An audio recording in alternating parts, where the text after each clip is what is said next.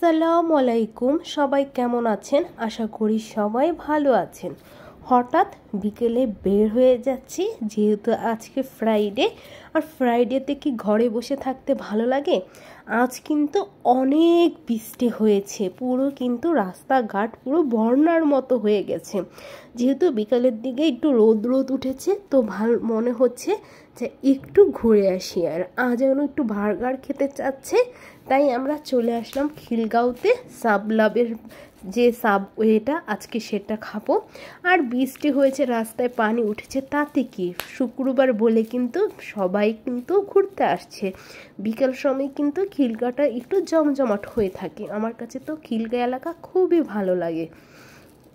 তো চলে যাচ্ছি সাবলাবে। আর যেহেতু বেশ কয়েকদিন পরই খিলগাঁও আসা হলো, আমরা দেশের বাইরে ছিলাম, তাই খিলগাঁওতে অতটা আসা হয়নি। এসে দেখি এখানে অনেকগুলো আরও ফুডকার্ট বসেছে, নতুন নতুন কিছু খাবারের স্টল বসেছে।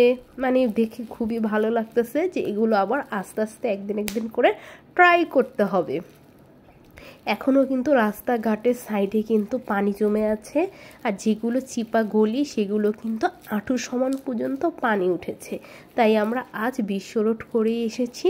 তো সাবলাবসে আমরা চলে এসে পড়েছি। আর এটা হচ্ছে তাদের মেনু, তাদের খাবারের রেট মোটামুটি রিজনেবল প্রাইজই আছে। তো আজান তো খাবে, বাসার থেকে বলেই আসছে যে ও বার্গার খাবে, তাই আমরা অন্য কিছু না নিয়ে আমরা সাবলাব যেটা সেটা অর্ডার করে ফেললাম। এখানে মোটামুটি সবগুলোই খাবার আমাদের ট্রাই করা হয়েছে। তো এখন জাস্ট আমার জন্য আর আয়াতের বাবার জন্য 2টা সাবওয়ে অর্ডার করলাম, আর আজানের জন্য একটা বার্গার টাইপের সাবওয়ে অর্ডার করলাম। আর হচ্ছে কোক। আর ওই দেখেন আমার আজান সোনা দুষ্ট, ও কিন্তু জুস বা কোল্ড কফি এগুলো দেখলেই কিন্তু খাবারের দোকানে আগে এগুলো চায়, কিন্তু নেওয়ার পর কিন্তু ও আর খেতে চায় না। ও শুধু পপসের আর আপনের কোল্ড কফিটা পছন্দ করে, এছাড়া অন্য অন্য রেস্টুরেন্টের ও এইসব খেতে পারে না।